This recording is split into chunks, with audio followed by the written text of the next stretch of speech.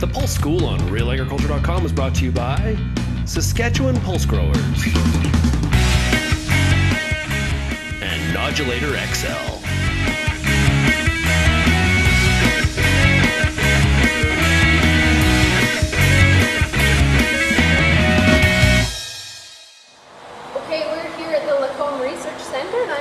By DJ, and we're talking about powdery mildew today, and you have all kinds of plants in here with powdery mildew, but let's start with how is the prevalence in the prairies? Is it increasing? It appears the disease is increasing, spread more than it was.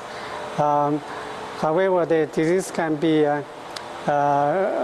more severe in the dry areas than in the wet and cool areas. Usually in the south, the disease is more prevalent than in the central and the north prairie. And we talked a little bit about overwintering before, but is it partly because this pathogen potentially can't overwinter in Canada, that's why we see it from the south the most? Well, we have no evidence at this point to show that the pathogen can overwinter in Canada. But it might be, so it's an interesting area to look at. But the general belief is that the pathogen, the initial inoculum comes from the south in the United States, in the North United States. So in the summer, the wind carries the asexual spores from south to Canada. That is why the disease occurs later in Canada. So when roughly would we start to see disease development in the fields? You probably see it in late July to early August. That's the time you see the disease. By the time you really see the widespread of the diseases will be mid of August to late August. So generally at that time, most of the varieties in Canada have started to mature. So you have some plants here with symptoms. Can you describe what symptoms we'll see in the field when a pea is infected with powdery mildew? Sure. I'll show you some of the symptoms on the plants here. This is in the greenhouse infection. So you see the whitish powders covers the the upper surface of the leaves, which is usually you see in the field as well. But because in the field the conditions are not as ideal as in the greenhouse, you probably won't see the so much powdery mildew symptoms in the field. But if you look at them closely, you will see the whitish spores on the upper surface first. Then it will spread upward from the bottom to the upper part. But at later stage, at the most prevalent stage, you will see the whole plant, even in the field, is covered by the powdery mildew spores. If you shake the plants, you will see the powders which is the these spores will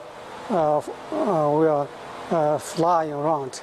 So it is very easy to identify the disease in the field. Yes, generally you will see the whitish powders cover the whole plant.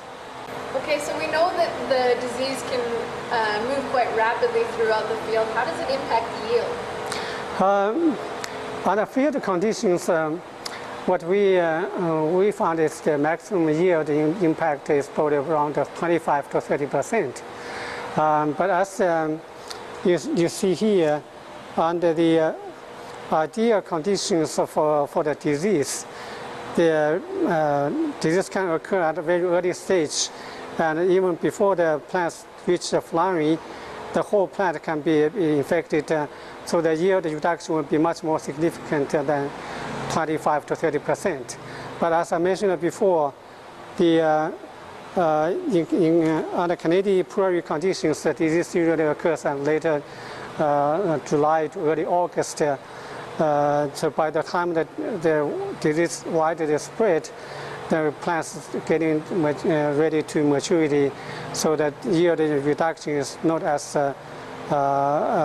heavy as in a greenhouse. So usually you look at the 25 to 30% of yield reduction. So maybe some of the prevention tactics we could utilize would be seeding earlier maturing varieties. Yeah, that is the recommendation for in the past for growing the disease susceptible varieties. But most of the recent varieties are resistant. So there are plenty of the resistant varieties you can select from. So you don't really have to rely on early seeding for control the disease and to reduce the yield reductions. But if you happen to have susceptible varieties, so the early seeding and choose early maturing varieties are recommended options for control the disease.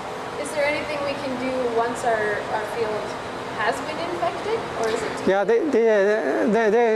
there are a number of the fungicides you can spray to control the disease. But usually, as the disease occurs later, so farmers don't spray them. But in the pedigree seed productions, you wanted to have the best quality of the seed, so you should spray. So at what stage would we consider spraying? Well, as soon as you see the symptoms show up, you should spray. The earlier you spray them to control them, the better.